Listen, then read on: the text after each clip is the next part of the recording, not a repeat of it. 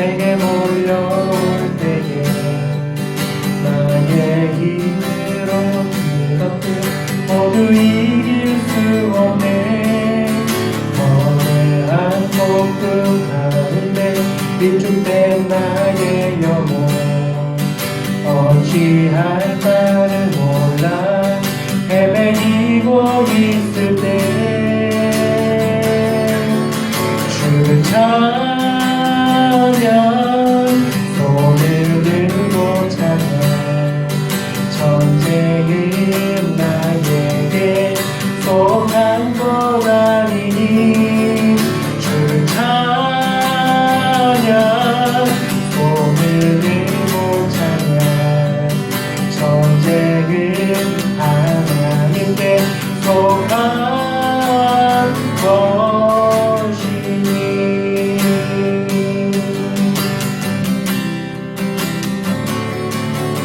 거짓과 속임수로 가득 찬 세상에서 어디로 갈지 몰라 머뭇거리고 있네.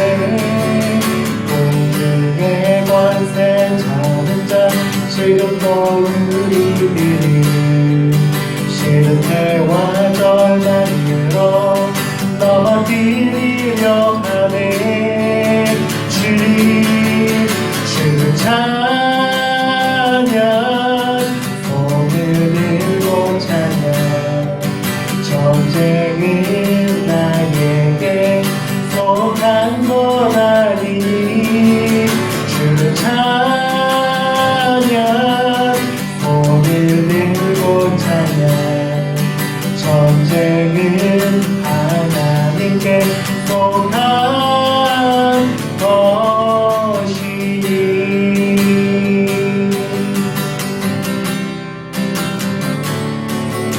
주를 불러보면 아무도 없는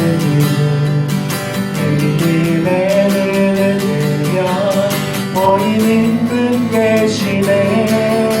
지금도 내 안에서 역사하고 계시니 사망과 어둠의 권세 물리치신 예수님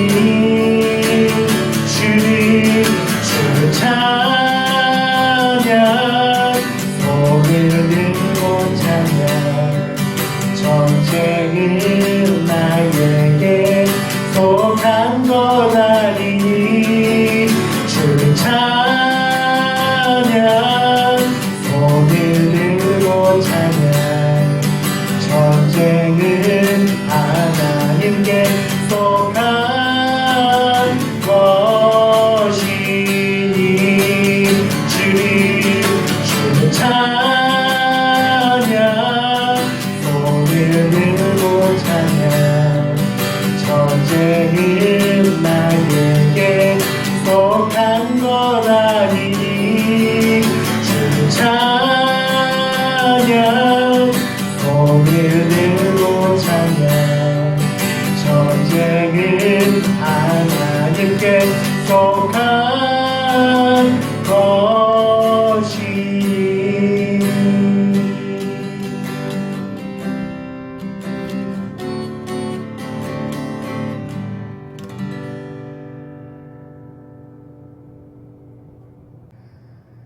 함께 말씀 보겠습니다. 오늘 말씀은 마가복음 1장 21절부터 27절까지 말씀입니다. 마가복음 1장 21절부터 27절까지 말씀을 제가 봉독해 드리겠습니다. 그들이 가버나움에 들어가니라. 예수께서 곧 안식일에 회당에 들어가 가르치심에 뭇 사람이 그의 교훈에 놀라니 이는 그가 가르치시는 것이 권위 있는 자와 같고 서기관들과 같지 아니함일러라. 마침 그들이 회당에 더러운 귀신 들린 사람이 있어 소리질러 이르되 나사렛 예수여 우리가 당신과 무슨 상관이 있나이까? 우리를 멸하러 왔나이까? 나는 당신이 누구인 줄 아노니 하나님의 거룩한 자니이다. 예수께서 꾸짖어 이르시되 잠잠하고 그 사람에게서 나오라 하시니 더러운 귀신이 그 사람에게 경련을 일으키고 큰 소리를 지르며 나오는지라. 다 놀라 서로 물어 이르되 이는 어찌미냐 권위 있는 새 교훈이로다. 더러운 귀신들에게 명한즉 순종하는도다 하더라. 아멘. 사랑하는 청년 여러분 반갑습니다. 계속해서 우리가 영상으로 예배를 드립니다. 속히 코로나가 끝나고 우리가 함께 예배할 수 있는 날이 속히 돌아올 수 있도록 여러분들 함께 기도해 주시면 감사하겠습니다. 또 단계가 조정되긴 했지만 또 여전히 우리가 비대면 예배를 원칙으로 드리고 있습니다. 또 앞으로 예배가 어떻게 또 변환되어질지 여러분들에게 또 변화되는 대로 또 자세하게 광고해 드리도록 하겠습니다. 오늘은 예수님의 치유 사역이라고 하는 제목으로 함께 말씀을 나누도록 하겠습니다. 먼저 귀신 얘기를 좀 하려고 합니다. 여러분 귀신이라고 하면 먼저 떠오르는 느낌이 무엇입니까? 우리나라 전통적인 귀신상은 먼저 하얀 소복을 입어야 되고 얼굴은 새까마면 안 되고 하얀 사람이 귀신이 되어야 됩니다. 그리고 입에는 시뻘건 피를 뚝뚝 흘리고 요상한 웃음소리로 웃어야 되고 눈 주위에는 다크서클이 팬더검처럼 눈 주위에 퍼져 있어야만 귀신이구나 라는 것을 우리가 깨닫게 됩니다. 제가 초등학교 때 아주 인기 있었던 공포 드라마가 있었는데 여러분들은 아시는지 모르겠지만 전설의 고향이라고 하는 드라마가 아주 인기가 있었습니다. 그래서 항상 이 드라마가 끝날 때쯤에는 항상 마지막 멘트에서 이 이야기는 어느 지방 어디에서 전해 내려오는 이야기입니다 라고 끝맺는 드라마입니다.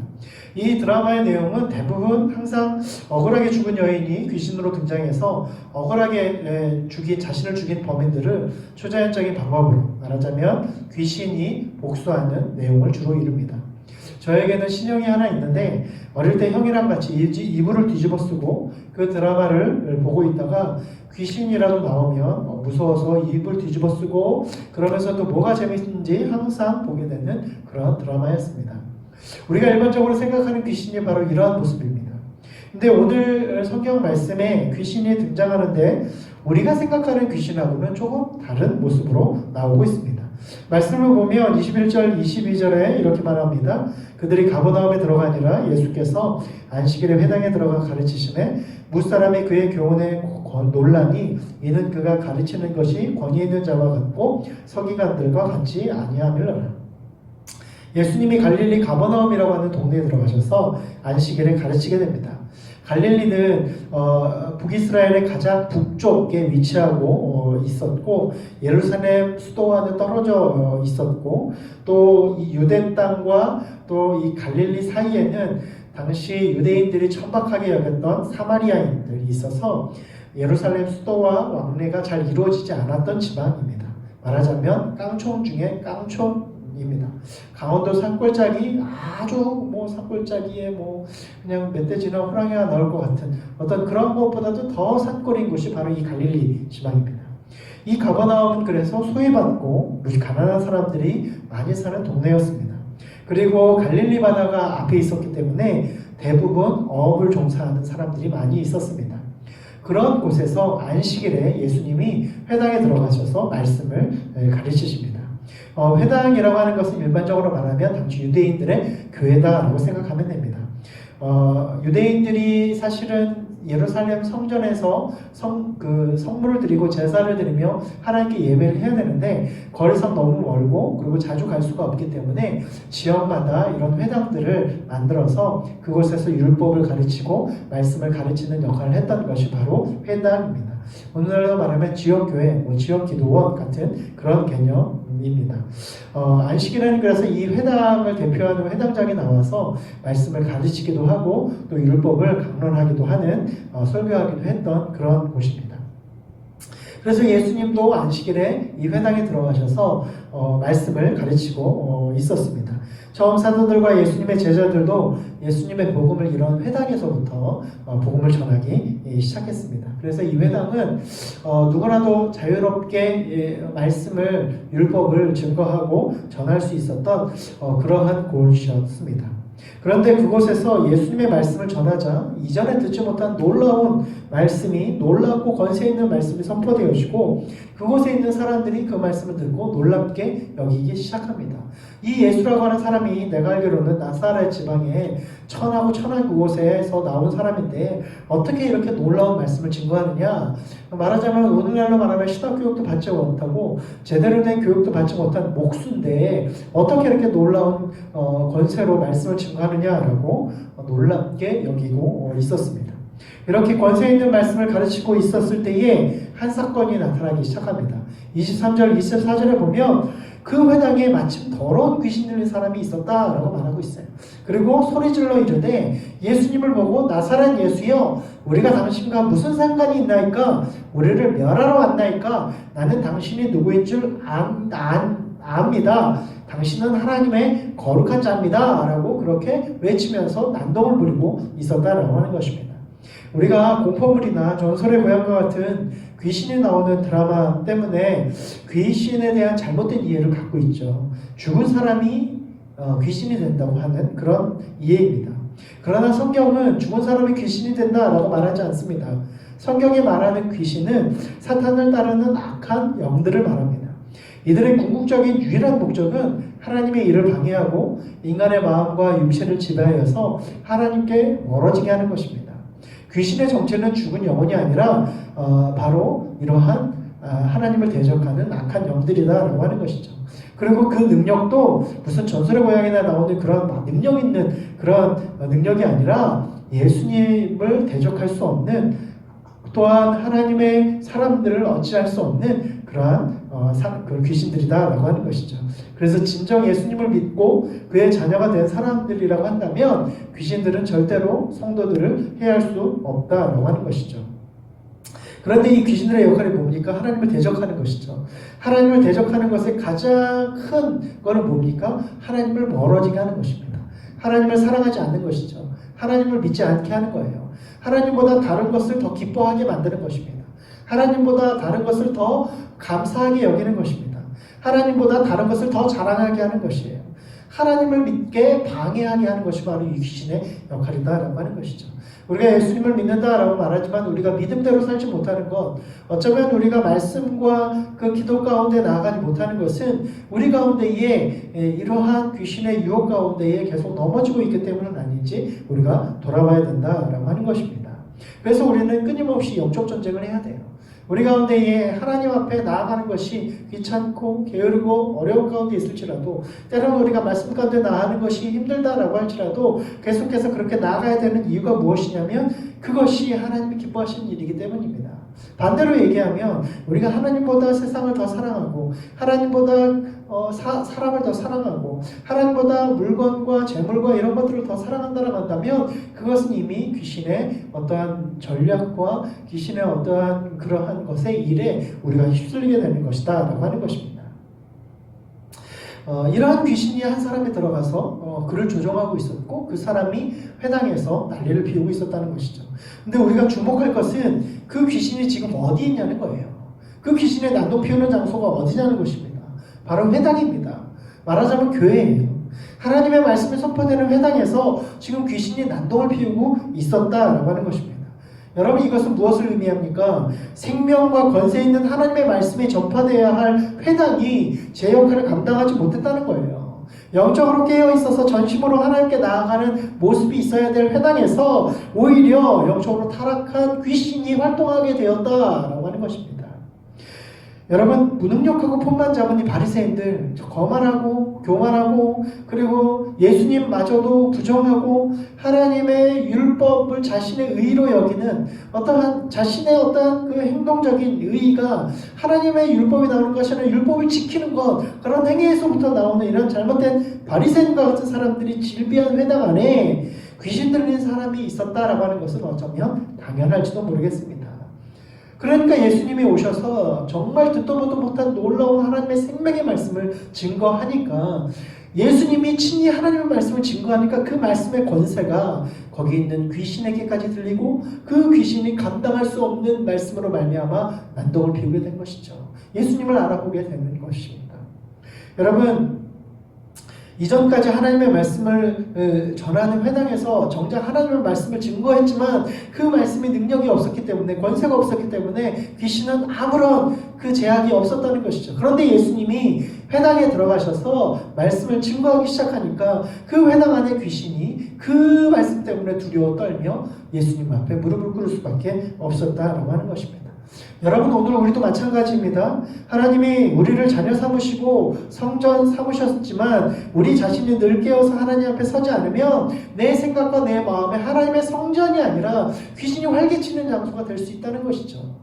하나님의 성전, 하나님의 말씀이 증거되어지는 회당에서 귀신이 활개치고 있듯이 우리가 말씀과 기도와 하나님의 성령의 은혜로 충만하게 되지 않으면 우리가 하나님의 성전이지만 우리의 마음 가운데에 하나님의 역사가 아니라 귀신의 역사가 나타날 수 있다는 것입니다.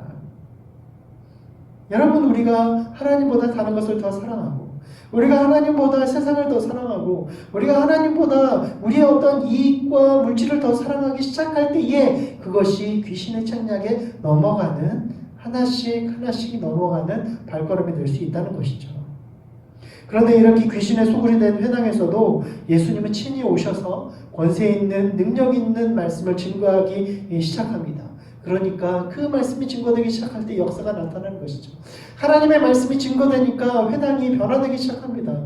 하나님의 예수 그리스도를 통하여 하나님의 말씀이 능력 있게 나타나니까 그 회당 안에 있던 모든 귀신들과 잘못된 모습들이 드러나기 시작을 합니다. 가버나움의 회당의 모습 이전까지는 바리새인들은 성경의 지식으로 서로 잘난 체하고 사람들은 먹고 살기에 바빠서 하나님의 율법이 무엇인지 하나님의 말씀이 무엇인지 관심이 없고 심지어 하나님의 말씀이 선포되어야 할 곳이 귀신이 활개치는 문제 있는 회당이었지만 그러나 그곳을 하나님은 예수님은 내어버려 두지 않으시고 포기하지 않으시고 직접 찾아가셔서 말씀을 증거하시니까 어떻게 됩니까? 새롭게 되기 시작합니다. 그 회당 안에 귀신이 쫓아나기 시작하는 겁니다. 귀신이 더 이상 들을 수 없어서 날똥을 치기 시작합니다. 여러분, 우리의 모습을 보기 원합니다. 여러분, 진정 하나님의 자녀입니까? 성령이 충만한 삶을 살고 있습니까? 그래서 귀신이 감히 얼씬도 못하는 그러한 삶을 살고 있습니까? 여러분 모두는 하나님의 거하시는 성전입니다. 우리의 마음을 하나님께 고정하십시오. 그래서 우리가 모일 때 주 성령이 임하게 되는 성령의 인도하심과 보호하심 가운데에 살게 되는 저와 여러분 될 수 있기를 간절히 소망합니다.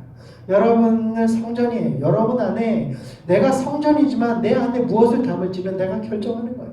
하나님의 말씀과 기도와 믿음으로 이 성전을 가득 채울지 아니면 세상의 것들과 어떠한 나의 만족과 유익으로 인해서 하나님의 성전된 나를 그렇게 채울 것인지는 여러분 결정하셔야 된다는 것이죠.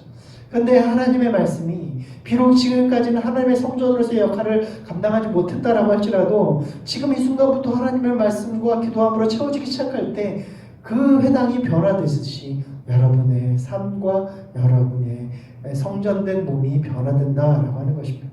저와 여러분이 진정한 하나님의 성전으로서 올바르게 하나님의 말씀과 기도로 채워질 수 있는, 그래서 우리 안에 있는 모든 귀신들의 역사가 떠나가고 하나님의 은혜가 나타날 수 있는 저와 여러분 될 수 있기를 간절히 소망합니다. 그런데 이렇게 귀신 들린 사람의 회당에서 소란을 피우고 있을 때 그 귀신이 뭐라고 말합니까? 귀신이 예수님을 알아본다는 거예요. 아무도 예수가 누구인지 알아보지 못할 때 그 귀신이 심지어 예수님의 이름을 합니다. 나사렛 예수여, 우리가 당신과 무슨 상관이 있습니까? 당신은 우리를 멸하러 왔습니까? 나는 당신이 누구인지를 압니다. 당신은 하나님의 거룩한 자입니다. 라고 24절에서 말하고 있어요.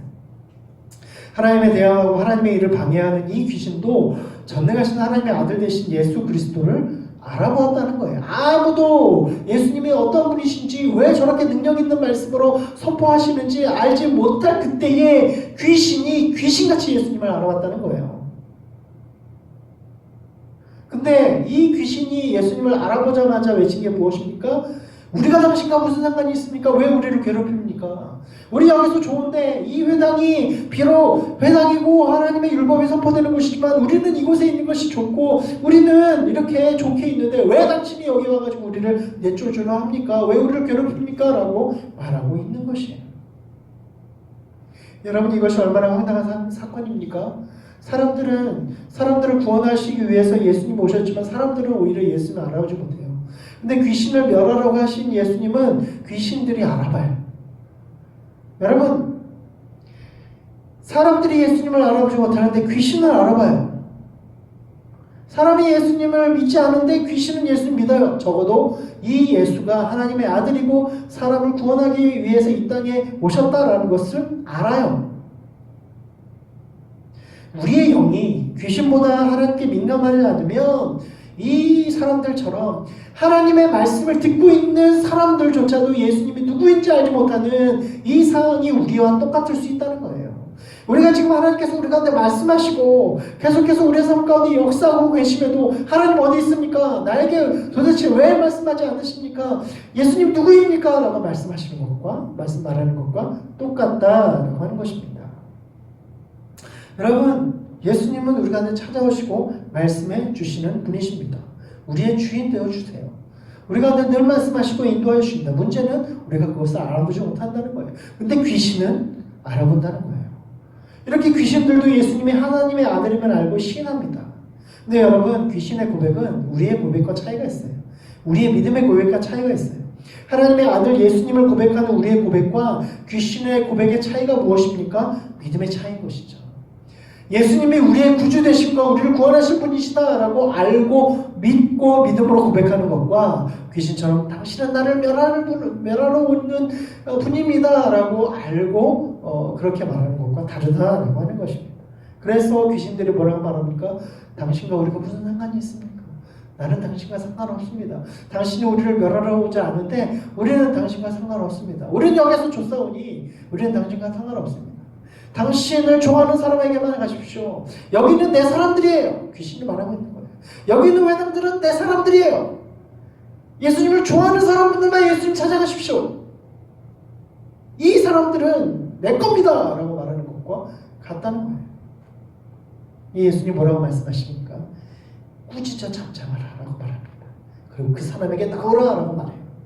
더러운 귀신 들린 그 사람에게 나오라 라고 말했을 때 격려를 일으키고 큰 소리를 지르며 귀신이 떠나갑니다. 한 영혼이 구원을 얻게 돼요. 귀신에 찌들었던 예수님을 알아보지 못할 뿐만 아니라 예수님을 소망하지 않았던 한 영혼이 귀신에 의해서 사로잡혔던 그 영혼, 소망이 없었던 그 영혼이 예수님의 말씀과 예수님의 가르치심과 예수님의 구원으로 인해서 구원을 얻게 된 거예요. 그리고 귀신의 소굴이었던 그 회당에 있었던 소망 없는 사람들이 예수님을 깨닫게 되고 예수님을 알게 되었다라고 하는 것입니다. 여러분, 예수님은 꾸짖으십니다. 모두 귀신을 꾸짖으세요. 모두 잘못된 것을 꾸짖으십니다. 그리고 그 꾸짖음 속에 문제가 드러나고 해결되면 하나님의 놀라운 구원과 회복이 우리 가운데 나타나게 된다라고 하는 것입니다. 여러분, 우리 가운데에 여러 가지 영적인 문제들, 여러 가지 문제들이 있습니다. 어쩌면 그것이 예수님께 책망받을 수도 있는 일일 수도 있어요. 근데 그것을 예수님의 책망을 받지 않으면, 꾸짖음을 받지 않으면 계속해서 우리의 영을 피폐하게 하고 넌 내 거야 라고 말하는 귀신의 음성만 들을 거예요. 그러나 우리가 하나님 앞에 나아가기 시작할 때, 하나님의 말씀을 반응하기 시작할 때에, 하나님 믿음으로 주님 앞에 나아가기 시작할 때, 나의 문제점과 나의 모든 것을 주님께 드러내며 나타나기 시작할 때 예수님의 꾸짖음으로 말미암아 우리 안에 있었던 모든 잘못된 것들이 해결되고 떠나가게 될 줄 믿으시기 바랍니다. 우리 안에 예수님을 갈망하는 자들에게 예수님은 반드시 응답하시고 놀라운 역사를 이루어 주신다라고 하는 것이에요. 그러한 사람들은 어떤 사람들입니까? 예수님과 긴밀한 관계 가운데 있는 사람이에요. 이 귀신은 예수님과 상관없는 자로 만들고 싶어 했어요. 이 귀신은 이 사람에게 계속해서 지배하고 싶어 했어요. 그래서 예수님과 상관없는 자로 그렇게 머물고 싶어 했습니다. 그러나 예수님은 그 사람을 포기하지 않았어요. 귀신을 떠나가게 함으로 그 귀신에 사로잡혔던 그 영혼을 구원하실 뿐만 아니라 예수님의 자녀로, 하나님의 자녀로, 그러한 상관관계로 예수님께서 회복시켜 주셨다고 하는 것입니다. 여러분 예수님과 어떤 관계에 있습니까? 어떤 상관이 있습니까? 그냥 단순히 어릴 때부터 알고 있는 예수님, 부모님이 교회 나오라니까 교회 나오고, 제가 나오라고 하니까 나오고, 예배드리고 기도하고 그냥 그런 분이 계셨나 보다라고 아무런 그냥 뜬구름이 없는 그런 분이십니까? 아니면 지금도 여전히 내 삶 가운데에 운행하시고 인도하여 주시는 분이십니까? 여러분, 단순히 예수님이 하나님의 아들이다라는 것을 알기만 한다면 예수님을 지식으로 아는 것입니다. 그것은 귀신도 하는 거예요. 예수님을 아는 것과 동시에 그분을 만나고 경험하는 것, 그거는 귀신이 절대로 할 수 없는 것입니다. 오직 하나님의 성도, 하나님의 사람만이 할 수 있는 특권입니다. 예수님을 만나고 예수님과 인격적인 교제를 할 수 있는 것. 여러분, 이건요 천사도 할 수 없는 거예요. 오직 인간에게만 주어진 하나님의 놀라운 특권이다라고 하는 것입니다. 믿음으로 예수님을 만나고 예수님이 나의 구주가 되시며 내가 하나님의 자녀인 것을 믿고 받아들여야 되는 것이죠. 그리고 인격적인 교제함과 성령의 인치심, 충만함을 누리는 겁니다. 사랑하는 청년 여러분, 예수님을 만나시길 바랍니다. 우리 안에 어떤 문제가 있든지 또 어떤 어려움이 있든지 어떤 상황이 있든지 상관없이 예수님을 만날 때에 그 귀신에 사로잡혔던 사람이 예수님을 만나니까 귀신이 떠나가고 온전케 되었듯이 우리도 예수님을 만나기 시작하면 우리 안에 삶의 모든 문제들, 영적인 문제들이 해결함을 얻게 될 줄을 믿으시길 바랍니다.